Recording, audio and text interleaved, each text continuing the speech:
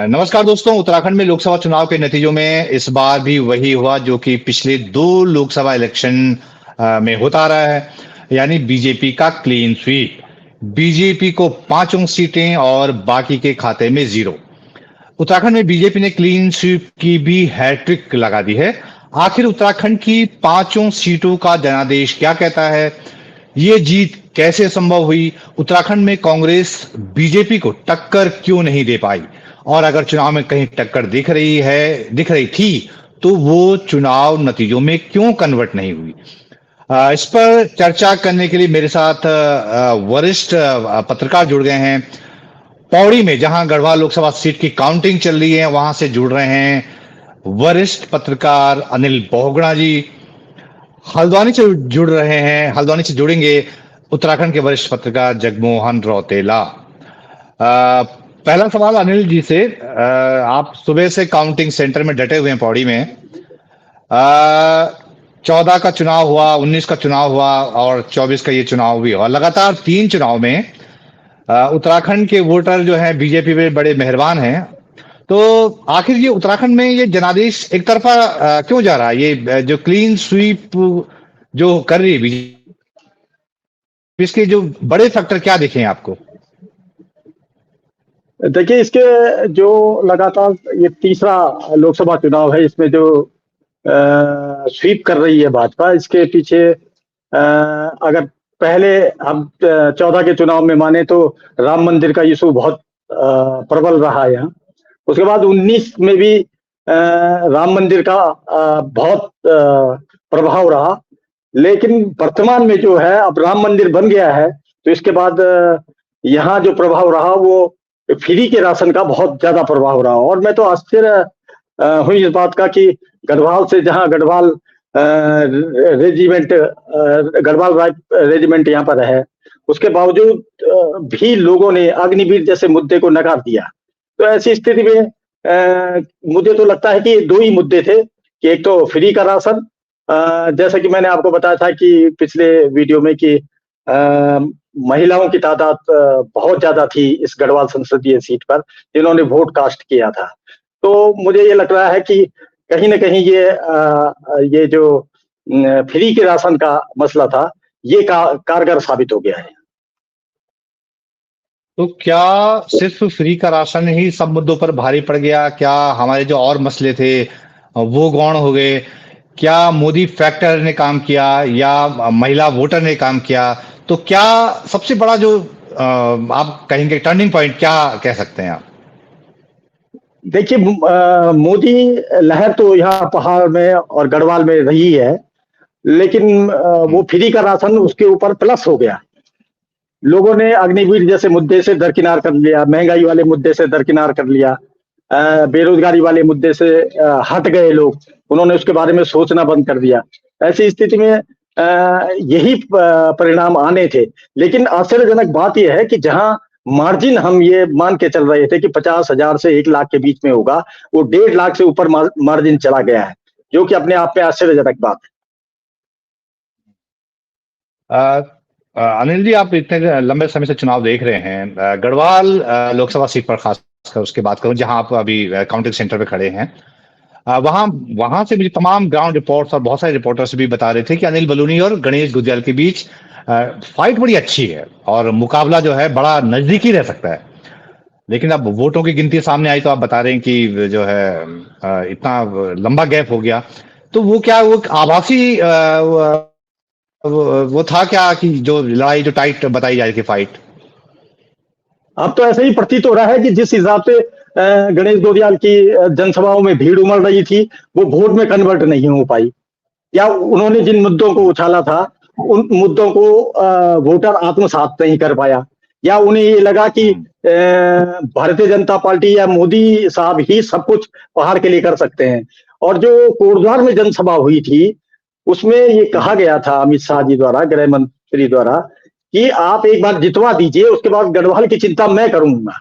उसका बहुत बड़ा प्रभाव कोटद्वार और इसके जितने भी सेगमेंट है, 14 सेगमेंट, उनमें गया है। और आपको आश्चर्य होगा कि पौड़ी गढ़वाल की जो 6 संसदीय सीटें हैं, 6 विधानसभा सीटें हैं, उसमें सबसे अधिक मार्जिन से अनिल बलूनी जीते हैं। उनको उनको तकरीबन 23,000 से ऊपर वोट यहाँ लीड कर गए वो। तो कहीं लग रहा है कि लोगों ने फिर अमित शाह की बात को मान लिया। एक बार मोदी साहब की बात को माना था, एक बार अमित शाह की बात को मान लिया और वो वोटों में कन्वर्ट हो गया सारा का सारा क्राउड जितना था। हाँ। तो मतलब इससे ये मैसेज आता है कि पब्लिक जो वोटर है उसकी ये समझ में आ गई कि अनिल बलूनी जीतेंगे तो वो चूंकि मोदी और अमित शाह के बहुत करीबी हैं तो वो जो है कोई बड़ा पद पाएंगे और उससे जो है उत्तराखंड को या गढ़वाल इलाके को कुछ फायदा होगा। क्या ये एक फैक्टर बहुत अहम रहा उसमें? हाँ, निश्चित रूप से ये फैक्टर बहुत बड़ा अहम रहा है कि ये सभी वोटरों में ये बात घर कर गई थी कि जो नजदीकियां अमित शाह और मोदी से अनिल बलूनी जी की हैं, उससे कहीं ना कहीं गढ़वाल लोकसभा सीट को फायदा हो सकता है। वो या तो सरकार अगर भाजपा बनाती है तो एक बहुत ऊंचे ओहदे पे या सेकंड मिनिस्ट्री पे वो जा सकते हैं। और अपने चुनाव घोषणा से पहले पहले उन्होंने जो तारामंडल वाली बात यहाँ की थी या गंगा म्यूजियम वाली बात यहाँ की थी, उसके लिए उन्होंने 15 करोड़ से 17 करोड़ रुपए भी अपनी निधि से रिलीज किए थे। वो भी बहुत असर कर गई यहाँ। लोगों को लगने लगा पौड़ी में जब ये दोनों बड़े प्रोजेक्ट उन्होंने अनाउंस किए और उसके लिए इमीडिएट उन्होंने पैसा जारी कर दिया था, तो लोगों को ये लगने लगा कि संभव है कि देवप्रयाग में भी बहुत बड़ा प्रोजेक्ट कोई लग जाएगा या नरेंद्र नगर में लग जाएगा या चमोली जनपद में लग जाएगा या रुद्रप्रयाग जनपद में लग जाएगा या रामनगर में लग जाएगा। ये बात लोगों ने आत्मसात कर ली और ये वोट में कन्वर्ट हो गई। अनिल जी ये बताइए कि कांग्रेस से कहाँ चूक हुई है? मतलब वो आधे अधूरे मन से उतरी है इस लड़ाई में? नहीं, ऐसा नहीं है। कांग्रेस के साथ सबसे बड़ी प्रॉब्लम इसमें ये थी कि उनके पास संगठन की बहुत बड़ी कमी थी और उनके कार्यकर्ता बूथ स्तर तक नहीं थे। हालांकि उन्होंने मेहनत बहुत करने की कोशिश करी, लेकिन ये संभव हो नहीं पाया, जिसका नुकसान कांग्रेस को उठाना पड़ गया। और बूथ वाइज उनके कई बूथों पर तो उनके एजेंट भी नहीं मिले मतदान के दौरान। ऐसी स्थिति में कैसे संभव हो पाता कि बहुत अधिक मतदान उनके पक्ष में हो जाता। संगठन एक बहुत बड़ी चीज होती है जो भाजपा ने जिस पे अभी तक लगातार जीत हासिल करती रही है, तो कांग्रेस के पास संगठन नहीं था, इसकी वजह से वो थोड़ा फिसड्डी रह गई। वरना गणेश गोदियाल ने टक्कर तो बहुत बेहतरीन दी थी और जिस हिसाब से उनकी सभाएं होती थी उससे तो लगता था कि वो बहुत मार्जिन से चुनाव हारेंगे, लेकिन ऐसा हो नहीं पाया और संगठन इसमें सबसे बड़ा अहम रोल संगठन का था। तो जगमोहन रौतेला जी मेरे साथ हल्द्वानी से जुड़ गए हैं। जगमोहन जी में अनिल जी से भी बात हो रही थी कि मैं ये जानना चाह रहा था कि लगातार 3 लोकसभा चुनाव में 3-0 क्लीन स्वीप, तो ये बीजेपी जीत रही है या कांग्रेस की कमियां हैं? कांग्रेस के भीतर लड़ने की ताकत नहीं रही कांग्रेस में? नहीं, जैसे अभी बहुगुणा जी ने कहा बात को, कांग्रेस में दिक्कत यह है कि कांग्रेस नेताओं वाली पार्टी बन के रह गई। कार्यकर्ता कम हो गए हैं, लगातार कम होते जा रहे हैं और कांग्रेस जो है अब आम आदमी से एक तरीके से दूर हो गई है। जो खास मैं खाली मैं पौड़ी की भी बात करूं तो वहां अंकिता भंडारी और अग्निवीर का जो मामला था बहुत गरमाया हुआ दिख रहा था सोशल मीडिया के हिसाब से, लेकिन जैसे बगुड़ा जी ने कहा कि वो लोगों तक नहीं पहुंचा पाए। जब आपके बूथ लेवल पर जब आपको एजेंट नहीं होगा तो उसी से समझा जा सकता है कि क्या क्या है। तो ये हर पूरे 5 के 5 लोकसभा सीटों में रही है कांग्रेस की स्थिति। और भाजपा जो है हमेशा, अभी आप देख लीजिए ये चुनाव निपट गया है, अब वो निकाय चुनाव की तैयारी में लग गए हैं और कांग्रेस अभी भी सोई रहेगी। टिकटों की मारी होगी, लास्ट में फिर ऐसे व्यक्ति को टिकट दे देंगे जिसका जनता से कोई जुड़ाव नहीं होगा। ऐसा ही लोकसभा चुनाव में भी हुआ है। मैं खाली गोदियाल जी की बात नहीं कर रहा हूँ, गोदियाल बड़े नेता बन के इस बीच उभरे हैं और दिक्कत गोदियाल जी के साथ भी वही रही कि वो भी उससे पहले चुनावी तैयारी में बिल्कुल नहीं थे कि मैं चुनाव लड़ सकता हूँ। खुद बयान था कि मैं तो राजेंद्र भंडारी जी से कह रहा था कि आप चुनाव लड़िए, लेकिन वो एंड टाइम पर भाजपा के साथ चले गए, इसलिए मुझे चुनाव लड़ना पड़ा। तो एन वक्त पे चुनाव में कूदने के बाद भी गोदियाल जी ने बहुत बढ़िया टक्कर भाजपा को दी। फिर सवाल फिर वहीं जाके खड़ा हो जाता है जो संगठन और उन सारी चीजों का है। और ये लगता कांग्रेस के बाद हो रहा है। दूसरी जगह बात देख लीजिए कि कांग्रेस लड़ती हुई नजर आई, उत्तराखंड में कांग्रेस लड़ती हुई नजर नहीं आई। यदि मैं कहूँ तो सिर्फ हरिद्वार पौड़ी लोकसभा सीट पर कांग्रेस लड़ती हुई नजर आई, और बाकी 3 सीटों पर कांग्रेस ने एक तरीके से औपचारिकता निभाई चुनाव लड़ने की। अब आप दूसरे रिजल्ट के हिसाब से देख लें तो कांग्रेस यदि फाइट करती यहाँ कि नहीं हमें लड़ना है, हमें जीतना है, भाजपा जीतने के लिए लड़ती है, कांग्रेस खाली चुनाव लड़ने के लिए लड़ रही है। अंतर। जगमुंदा, आपने कुमाऊं की दोनों सीटों को में जो चुनावी लड़ाई उसको करीब से देखा है। नैनीताल उधम सिंह नगर सीट पर बीजेपी के कैंडिडेट और जो केंद्रीय मंत्री अजय भट्ट हैं, वो तो भरी सभा में कह गए थे कि मेरी गलतियों की सजा मोदी जी को मत देना। तो अब चुनाव जीत गए भट्ट साहब, तो सारी गलतियां माफ हो गई, उनकी सारी नाकामियां उनकी माफ हो गई। हाँ तो माफी मान लीजिए, माफी मान लीजिए। लोगों ने उनके काम पे वोट नहीं दिया तो इसीलिए उनको पता था कि मुझे मेरे काम पे तो वोट मिलेगा नहीं, मुझे मोदी जी के नाम पर ही वोट मिलेगा। और जब भी अपने पिछले 5 साल के कार्यकाल में जब भी क्षेत्र के दौरे पे आए हैं, हमेशा मैंने पिछली बार भी कहा था, तो शायद लोगों ने मोदी जी को ही वोट दिया। हम्म। हम्म। अनिल जी, अपने गढ़वाल की एक और सीट है, टिहरी गढ़वाल लोकसभा सीट जो है, और उसको आपने देख रहे हैं वहां की फाइट कैसी रही। अ, ऐसा माना जा रहा था कि बीजेपी और आरएसएस से जुड़े लोगों ने भी बॉबी पवार जो निर्दलीय था उसको सपोर्ट किया, जो कि अपने सांसद जो है माला राज्यलक्ष्मी शाह से नाराज थे। अब जबकि बॉबी पवार भी अच्छा खासा वोट लेके इसके बावजूद रानी जीत गई, तो कहीं बॉबी पवार को आरएसएस या बीजेपी ने ही तो नहीं रोका था, मतलब ताकि नाराजगी का वोट जो है वो कांग्रेस को न जाके बॉबी पवार को पड़ जाए। क्या ऐसा ऐसी बातें सुनी गई थी, तो क्या ऐसा लग रहा है परिणाम देख के? देखिए, टिहरी संसदीय सीट पे अगर कांग्रेस बॉबी पवार के को टिकट दे देती तो निश्चित रूप से वो बहुत बेहतरीन टक्कर दे सकते थे इस समय रानी को। लेकिन इस उत्तराखंड में कांग्रेस को डुबाने के लिए कुछ छत्रप नेता है जो चाहते हैं कि कांग्रेस पूरी तरह से डूब जाए। हरिद्वार वाला मसला आपको पता है, कितनी जिद की गई कि हरीश रावत जी द्वारा कि मेरे ही लड़के को टिकट मिलना चाहिए, जबकि वहां भी कहीं और नेगोशिएशन हो सकता था और अच्छी फाइट त्रिवेंद्र जी को मिल सकती थी। ऐसा ही टिहरी में हुआ। टिहरी में बॉबी पवार को टिकट देने के लिए लगभग केंद्रीय जो नेतृत्व है कांग्रेस का वो लगभग तैयार हो गया था, लेकिन उसमें प्रीतम सिंह जी का अड़चन बन जाना वो बड़ा कारण हो गया।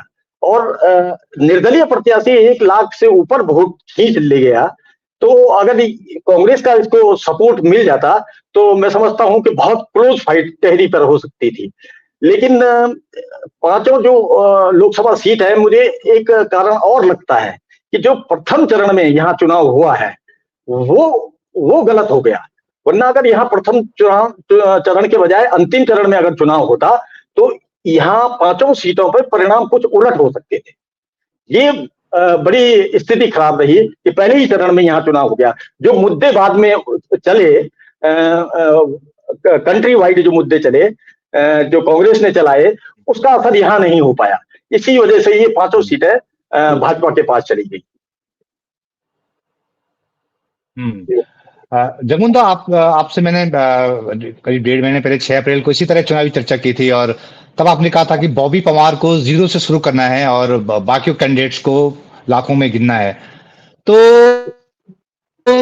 बॉबी पवार पहली बार चुनाव लड़े, अचानक उतरे, आपने कहा था तब, तो क्या वो अनुभवहीनता भारी पड़ गई? क्या भारी पड़ी? अनुभवहीनता बॉबी पवार की। हाँ, ये तो बिल्कुल तौर पे कहेंगे कि अनुभवहीनता तो भारी पड़ी है। आप बिना किसी चुनावी तैयारी के, या तो आप पहले से चुनाव की तैयारी कर रहे होते तो एक अलग बात आता। बात वही संगठन की है कि बॉबी को उत्तरकाशी जिले और टिहरी के कुछ विधानसभा सीटों में बढ़िया सपोर्ट मिला। लेकिन जब देहरादून आप आते हैं, सहसपुर है, विकासनगर है, गढ़ी कैंट है, रायपुर है और राजपुर रोड है, जहाँ एक बड़ी संख्या में वोटर है, वहाँ फिर आप बहुत तेज़ी के साथ माइनस हो, तो वो एक सबसे बड़ा सवाल है। और वहाँ कोई ऐसा नहीं था कि वहाँ लोकल में आपको बहुत बढ़िया सपोर्ट मिल रहा हो, पहाड़ में तो आपको बढ़िया सपोर्ट मिला, पूरे उत्तरकाशी जिले और टिहरी में। लेकिन फिर वही संगठन की बात है, संगठन कहाँ से लाएँगे आप? हर बूथ पे आप कार्यकर्ता कहाँ से लाएँगे? जो सोशल मीडिया का जो प्रचार है, वो आम जनता तक नहीं जाता। वहाँ दूसरे लोग भी सक्रिय हैं, वहाँ संगठन वाले लोग सक्रिय हैं। हुँ, तो भाजपा का कैडर तो था ही था, उसके पास तो कैडर ही है, वो मैंने पहली बार भी कहा पहले भी कहा था कि भाजपा इसमें मजबूती है, जैसे पहले कांग्रेस मजबूत होती थी, उसके बाद कैडर था। अब कांग्रेस का कैडर खत्म हुआ है, वो कैडर ही भाजपा में शिफ्ट हुआ है, वोटर का कैडर। मैं कार्यकर्ताओं की बात नहीं कर रहा हूँ। वोटर का जो कैडर पहले भाजपा कांग्रेस के पास होता था, वो अब भाजपा के पास शिफ्ट हो गया। भाजपा आज चुनाव प्रचार न भी करे, मैं उत्तराखंड की बात कर रहा हूँ। भाजपा आज चुनाव प्रचार न भी करे यहाँ, तो उसे आराम से ढाई 3 लाख वोट आराम से मिल जाएँगे, उसे प्रचार करने की ज़रूरत नहीं है। क्योंकि जो उसका जो कैडर वोटर है, वो कमल पे मुहर मारता है, वो प्रत्याशी नहीं देख रहा है, जैसे पहले कांग्रेस का होता था। वो कहता था हमने तो कांग्रेस को वोट देना है, हमें प्रत्याशी से मतलब नहीं है। तो वही भाजपा के कैडर की वोट है बात है, कि वो ये कहता है कि हमें उससे मतलब नहीं है कि कौन खड़ा है, हमें भाजपा को वोट देना है और इधर नई चीज़ जुड़ी है कि हमें मोदी जी को वोट देना है। तो उसका नुकसान तो होना ही था। अ, हाँ, अनिल जी, हरिद्वार जो लोकसभा सीट है, बड़ी मतलब क्रूशियल फाइट रही दिख रही है उधर। क्या त्रिवेंद्र सिंह रावत को बहुकोणीय मुकाबले का फायदा मिला? क्योंकि उनके उनके और हरीश रावत के बेटे वीरेंद्र रावत के बीच जो वोटों का फासला भी दिख रहा है, उतने वोट जो है दूसरे प्रत्याशी ले गए, जैसे उमेश कुमार ले गए, बीएसपी कैंडिडेट ले गए और छुट-पुट वोट बढ़ गए। तो वीरेंद्र रावत को नुकसान हुआ इसका, या कह सकते हैं कि त्रिवेंद्र सिंह रावत को फायदा हुआ बहुकोणीय मुकाबले का हरिद्वार में? हाँ, हाँ, निश्चित रूप से हरिद्वार पार्लियामेंट्री सीट पर जो 3 एंगल बने वहाँ, वहाँ बसपा ने भी चुनाव लड़ने की हम्म, कोशिश करी और निर्दलीय प्रत्याशी उमेश जय कुमार ने भी अपनी पूरे दमखम से चुनाव लड़ने की कोशिश की। उसका फायदा सीधे-सीधे भाजपा को हो गया और बीरेन्द्र सिंह वहाँ पर नए कैंडिडेट थे और बहुत ज्यादा नाम उनका नहीं था, बहुत पहचान उनकी नहीं थी। सिर्फ उनकी पहचान ये थी कि हरीश रावत के वो बेटे हैं, जो पूर्व मुख्यमंत्री रहे हैं और प्रदेश में बड़े छत्र माने जाते हैं। उसका फायदा उसी की वजह से उनको इतनी वोटें मिली हैं। लेकिन इसका फायदा सीधे-सीधे हरीश उनको त्रिवेंद्र सिंह रावत जी को चला गया और इसी वजह से हालांकि त्रिवेंद्र सिंह रावत को 1 लाख 1.5 लाख से अधिक वोट अभी तक जो फाइनल आएगा वो अलग आएगा। 1.5 लाख वोट का फायदा इन ये जो वोट कटे हैं उमेश जय कुमार द्वारा और बसपा के कैंडिडेट द्वारा और कुछ डमी कैंडिडेटों द्वारा उससे उनको फायदा हुआ है। तो ट्रायंगल जो मुकाबला हुआ उससे उनको फायदा हो गया त्रिवेंद्र जी को। फायदा हुआ। हाँ, तो जगमोहन दास, बेटे की हार से क्या हरीश रावत की पोजीशनिंग कमजोर पड़ेगी क्या? हार के बाद जो है, इस हार के बाद हरीश रावत की आगे की राजनीति को आप कैसे देखते हैं, कहाँ देखते हैं? नहीं अगर मैं व्यक्तिगत तौर पर रावत जी की राजनीति की बात कहूँ तो उनकी राजनीति तो ढलान पे है, उसमें कोई उभार होने वाला नहीं है, हम्म, क्योंकि वो मुख्यमंत्री रहते हुए चुनाव हार चुके हैं और उसके बाद लोकसभा चुनाव हारे हैं। उससे पहले 2 विधानसभा सीटों से चुनाव हारे हैं। तो उनका उनका राजनीतिक करियर तो उफान पे जाने वाला नहीं है। लेकिन ये है कि जो मैंने पहले भी कहा था, उनके कुछ पारिवारिक द्वंद्व भी हैं। वो उस पे हम्म, यहाँ बात करना बहुत उचित नहीं होगा मेरे से। तो उस पारिवारिक द्वंद्व में एक बेटी उनकी विधायक बन चुकी है और अपने एक बेटे को वो एक तरीके से राजनीति में स्थापित कर चुके हैं। इसमें कोई दो राय नहीं है। वीरेंद्र रावत भले ही वो उस तरीके से बहुत चर्चा में न रहे हों, लेकिन हरिद्वार जिले में कहूँ या कानपुर हम्म, विधानसभा सीट को लेके कहूँ, तो बहुत ज़्यादा वहाँ सक्रिय रहे हैं। इसलिए अगर ख़ासकर हरिद्वार के रुड़की वाले या हरिद्वार ग्रामीण का जो पूरा इलाका है, उसमें जो और भी विधानसभा सीटें हैं, अगर मैं उस तरीके से कहूँ तो वीरेंद्र रावत बहुत अनजाना क्षेत्र वहाँ के आम मतदाताओं के लिए नहीं थे। कानपुर में उन्होंने पिछली बार उसी काम करने की वजह से वहाँ सफलता की वजह से टिकट की दावेदारी भी की थी। अनुपमा को हरिद्वार ग्रामीण से टिकट मिलने के कारण वीरेंद्र रावत को कानपुर से ड्रॉप कर दिया गया, उन्हें टिकट नहीं दिया गया। वही दावा इस बार उनका लोकसभा चुनाव के लिए, जब उनके पिता ने, हरीश रावत जी ने जब कहा था कि मैं चुनाव लड़ना चाहता हूँ, तो उसके बाद अचानक वीरेंद्र रावत ने अपनी दावेदारी की।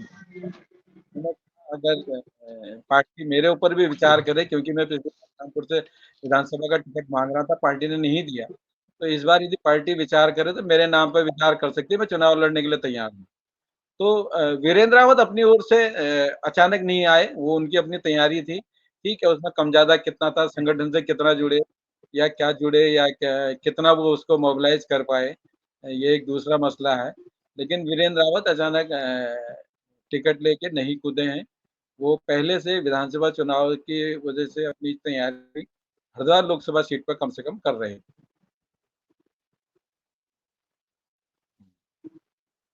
अ, अनिल जी, अब बीजेपी उत्तराखंड की 5 सीटें फिर से जीत गई है और जो हाई प्रोफाइल कैंडिडेट थे उनके अनिल बलूनी वो भी जीत गए हैं। तो अब आप आगे क्या देखते हैं? क्या अनिल बलूनी उत्तराखंड में बीजेपी के भीतर एक बड़े पावर सेंटर के रूप में उभरते दिख रहे हैं इसके बाद? हाँ देखिए, अनिल बलूनी का चुनाव जीतना और ठीक ठाक मार्जिन से गढ़वाल संसदीय सीट को जीतना, वो एक बहुत बड़े पावर सेंटर के रूप में आप उत्तराखंड में स्थापित हो जाएंगे। ये तो ठीक बात है, लेकिन पिछले दौरान मुख्यमंत्री जब बदलने की बातें आई हैं, तो कहीं ना कहीं अनिल बलूनी का नाम उछलता रहा है। तो ऐसी स्थिति में मुझे लगता है कि वो इस प्रदेश के अंदर अब बगैर उनके इशारे के कोई भी पत्ता नहीं हिलने वाला है, या वो बड़े योजनाओं को प्रदेश के माध्यम से जबरन करवाने की स्थिति में होंगे, चाहे उसके लिए फंडिंग वो केंद्र सरकार से कराएं, अगर भाजपा की सरकार बनती है केंद्र में। लेकिन कुल मिलाकर के अब वो एक बहुत बड़े लीडर के रूप में इस उत्तराखंड में पावर सेंटर के रूप में काम करेंगे। उनका अपना शुरू से भी वो करते रहे हैं, कई बार उन्होंने किया है। कई मामले ऐसे भी हुए जिसके उनके हस्तक्षेप के बाद सरकार को बैकफुट पे आना पड़ा था। तो मुझे लगता है कि अब एक बहुत बड़े पावर सेंटर के रूप में अनिल बलूनी उत्तराखंड में होंगे और केंद्र में तो होंगे ही हो। तो जगमोहन बलूनी के उभार से क्या हम ये माने कि निशंक साहब हैं या बाकी जो दूसरे नेता हैं बीजेपी में, जो दूसरी खेप है, क्या उनके लिए कोई मतलब असुरक्षा का भाव है या उनके लिए मतलब वो कोई खतरा महसूस करेंगे? धामी साहब भी हैं, इवन उनके बारे में कहा जाता था। नहीं, ये तो निश्चित तौर पे है। ये मैं यदि कहूँ तो इससे मुख्यमंत्री धामी जी की बेचैनी जरूर बढ़ी होगी, क्योंकि अभी तक अनिल बलूनी जी को मीडिया द्वारा स्थापित नेता माना जाता था। कहा जाता था कि उनका जनाधार नहीं है।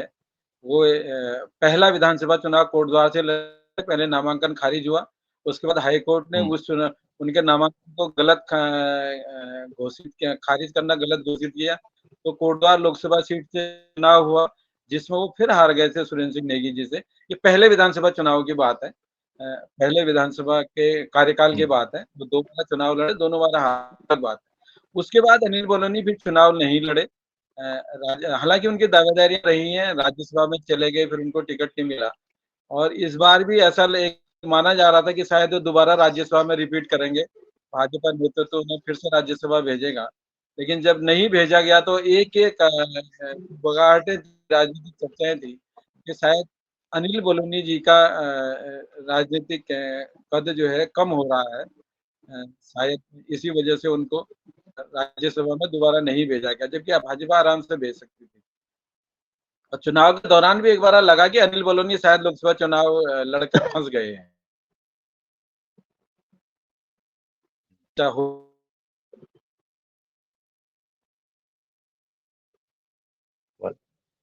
आपका ऑडियो अटक गया कहीं। तो उन सारे बीच में लगा था कि शायद अनिल बलूनी फंस गए हैं लोकसभा चुनाव लड़कर। और वो जिस तरीके से बड़े अंतर से चुनाव जीते हैं और केंद्र में यदि फिर भाजपा की सरकार बनती है, तो जिस तरीके से भाजपा के बड़े नेताओं नरेंद्र मोदी जी और अमित शाह जी के साथ उनके जो अपने संबंध हैं, राजनीतिक संबंध हैं, तो उसका फायदा निश्चित तौर पर वो चाहेंगे कि अपने लोकसभा सीट और उत्तराखंड के लिए दें। और जैसा अनिल जी ने कहा, ये बिल्कुल सही है कि अब जो मुख्यमंत्री धामी सीधे प्रधानमंत्री मोदी जी से और अमित शाह से मिलके अपनी बातें मनवाया या जो भी करना था कर सकते थे। अब उसमें कहीं न कहीं अनिल बलूनी जी को भी अपने ठीक है। तो एक आखिरी सवाल भाई साहब दोनों लोगों से एक-एक करके। अब इस चुनाव के बाद 3 साल के बाद जो है उत्तराखंड में विधानसभा चुनाव होने हैं। तो क्या अब जो तस्वीर आई है, इसके बाद हम उत्तराखंड में नई लीडरशिप की तरफ देख रहे हैं दोनों तरफ से चाहे बीजेपी हो या कांग्रेस हो। नया नेतृत्व देख रहे हैं। अनिल जी पहले आप बताइए। हाँ, अनिल बलूनी जी के चुनाव जीतने के बाद एक नया नेतृत्व उत्तराखंड में जन्म ले लिया है उसने। और ये उत्तराखंड में ये कहा जाता है कि अगर उत्तराखंड का मुख्यमंत्री बनना है तो आप किसी भी स्थितियों में बन सकते हैं, चाहे आप केंद्र से as a member of parliament आ जाएं, जैसे तीरथ जी आए थे। तो ये अमूमन यहाँ उत्तराखंड के बड़े नेताओं में जो मुख्यमंत्री के पद के दावेदार हैं, उनमें ये दिमाग में उनके बैठा हुआ है कि सांसद का टिकट लेकर के और चुनाव जीत करके हम भविष्य में उत्तराखंड के मुख्यमंत्री बन सकते हैं। लेकिन एक बात इसमें और जोड़ देता हूं कि अनिल बलूनी का मकसद मेंबर ऑफ पार्लियामेंट और भारत सरकार में कैबिनेट मंत्री बनना नहीं है। उनकी उनकी जो महत्वाकांक्षा है वो निश्चित रूप से उनकी नजरें उत्तराखंड के मुख्यमंत्री के पद पर हैं। वो कुछ हमारे मित्र हैं जो बहुत नजदीकी हैं उनके अनिल बलूनी के, उन्होंने भी इस बात को स्वीकारा है कि हमारा मकसद मेंबर ऑफ पार्लियामेंट या केंद्र में मंत्री बनना नहीं है। हमारा मकसद और हमारा टारगेट उत्तराखंड में मुख्यमंत्री पद पर बैठना है। तो मुझे लगता है कि एक नए नेता का जन्म और मजबूत नेता का जन्म, जो भाजपा में मजबूत नेता है, उसका उत्तराखंड में इन पार्लियामेंट्री चुनाव के बाद एक जन्म हो गया। तो जगमोहन आखिरी सवाल आपसे। इस इलेक्शन के दौरान तो कांग्रेस में जैसे भगदड़ मची तो बहुत एक बड़ा चंक खाली हो गया। तो क्या कांग्रेस में भी आप नई लीडरशिप देख रहे हैं 27 के चुनाव के लिए लिहाज से अगर देखूं तो? कांग्रेस की लीडरशिप की जहां तक बात है, कांग्रेस नेतृत्व तो क्या चाह रहा है उत्तराखंड को लेके चुनाव में दिखाई दिया। इस चुनाव में एक तरीके से देखें तो कांग्रेस नेतृत्व ने कांग्रेस को यहाँ एक तरीके से लावारी छोड़ दिया। यदि हम बड़े नेताओं की बात करें, प्रियंका गांधी की एक सभा और कुछ सभाएं पायलट जी की, और मेरे हिसाब से और किसी की हुई नहीं। नहीं तो पहले राहुल गांधी हमेशा लोकसभा चुनाव आते रहे हैं। इस बार उन्होंने एक सभा यहाँ नहीं, प्रियंका ने भी ज्यादा सभाएं यहाँ नहीं की। तो उसमें अब नया नेतृत्व कैसे आएगा, ये भी एक बड़ा सवाल है। अगर कांग्रेस का ही नेतृत्व यहाँ संगठन को मजबूत करने और नए नेताओं को सामने के लिए काम नहीं करेगा, तो नया नेतृत्व तो हवा से आएगा नहीं। अब हम पिछली बार ही देख लें तो मेरी समझ में अभी तक नहीं आया कि विधानसभा चुनाव के बाद गणेश गोदियाल जी को अध्यक्ष पद से हटाया क्यों गया, ये आज तक मेरी समझ में नहीं आया। अगर मैं पूरे राजनीतिक विश्लेषण को देखता हूँ तो शायद गोदियाल जी का जो कार्यकाल था उससे पहले का बहुत मजबूत था और कार्यकर्ताओं से जुड़े हुए और संगठन के लिए भी मेरे हिसाब से जो मुझे दिखाई दिया उनके 1 डेढ़ साल के कार्यकाल लग रहा था। लेकिन जैसे ही विधानसभा चुनाव कांग्रेस हारी तो उसकी गाज गोदियाल जी के ऊपर गिरा दी गई। और उसके बाद जो कांग्रेस अध्यक्ष आए, न तो कार्यकर्ताओं से कनेक्ट कर पाए अच्छी तरीके से और न संगठन को मजबूती दे पाए। बल्कि उनके बयान तो आते रहते थे, यदि कांग्रेस का कोई बड़ा नेता असंतुष्ट हुआ, कोई उसने बयान दिया तो बोले हम इसे पार्टी से निकाल देंगे, अनुशासन की कार्रवाई करेंगे। तो इस तरीके से संगठन नहीं चलता है। या तो जनता में बहुत बढ़िया पकड़ हो या संगठन में आपकी पकड़ हो। तो इसमें जो कांग्रेस के प्रदेश अध्यक्ष हैं, वो दोनों जगह फेल है। न उनकी संगठन में पकड़ है बहुत बढ़िया, न वो लोकप्रिय है। इस लोकसभा चुनाव में भी उनकी कोई बहुत बढ़िया स्टार प्रचारक, क्या ठीक है, कांग्रेस ने स्टार प्रचारकों की सूची में उनका नाम पहले नंबर पर रखा स्तर पर, क्योंकि प्रदेश अध्यक्ष हैं तो स्वाभाविक है उनका नाम रखना था। लेकिन उनकी डिमांड जो है प्रत्याशियों की ओर से कहीं नहीं है। मेहरा जी को यहाँ भेज दीजिए हमारे लिए। अगर मेहरा जी का थोड़ा बहुत भी प्रभाव होता तो अल्मोड़ा सीट पे इतनी बुरी गत शायद नहीं होती। वहाँ वो अपने प्रत्याशी प्रदीप हुड्डा के लिए जी जान से काम करते। हारते भी थे, एक सम्मानजनक वोट मिलता। लेकिन वो ऐसा लगा कि जैसे अल्मोड़ा लोकसभा सीट पर कांग्रेस ने औपचारिकता निभाई है चुनाव लड़ने की, तो ये जो गलतियां जो कांग्रेस करती है गुटबाजी में आके, अब वो कांग्रेस का नेतृत्व किस तरीके से निर्णय करता है, ये कई बार मुझे लगता है कि शायद भाजपा को देख के काम करते हैं कि साथ जैसे भाजपा किसी भी नए को ले आती है और उसे नेता बना देती है। तो भाजपा तो इसलिए करती है कि उसका कैडर है, वो संगठन बेस्ड पार्टी है, वो नेता बेस्ड पार्टी नहीं है। ये बिल्कुल तय मान के चलिए। ठीक है, ऊपर के स्तर पर आप मोदी जी और अमित शाह 2 बड़े नेता हैं, वो चीज़ अलग है। पहले भी इस तरीके से नेता होते थे। लेकिन आप ग्राउंड स्तर पे देखें तो भाजपा बिल्कुल भी नेता बेस्ड पार्टी नहीं है। वो पूरी तरीके से संगठन आधारित पार्टी है। संगठन या पार्टी नेतृत्व जिसको जहाँ खड़ा कर देता है, पूरा संगठन उसके साथ खड़ा हो जाता है। और उसमें सबसे बड़ी बात ये है कि जब वो किसी सामान्य कार्यकर्ता को प्रदेश अध्यक्ष या मुख्यमंत्री या लोकसभा चुनाव या विधानसभा चुनाव लड़ाते हैं, तो एक जो सामान्य जो कार्यकर्ता है, पदाधिकारी है, उसे भी लगता है कि जब इनका नंबर आ सकता है, तो मेरा भी नंबर आ सकता है। तो पूरे जी-जान के साथ संगठन के लिए काम करता है, जबकि कांग्रेस में ऐसा है नहीं। तो अब नया नेतृत्व कैसे उभरेगा ये मेरी समझ में नहीं है और दूसरा ये है कि शायद जो स्थितियाँ हैं हो सकता है कि कांग्रेस में और भगदड़ मचे, कुछ लोग जो है विधानसभा चुनाव के लिहाज से अपने राजनीति सुरक्षित करने के लिए भाजपा की शरण में जाएँ। हालाँकि वहाँ बहुत स्पेस कम है अब नेताओं के लिए क्योंकि हर सीट पे कई सारे दावेदार हैं और कांग्रेस में दावेदारियाँ कम हो रही हैं। यह कांग्रेस के लिए चिंताजनक बात है। जब तक पार्टी में दावेदारियाँ नहीं होंगी, तब तक पार्टी मजबूत नहीं हो सकती।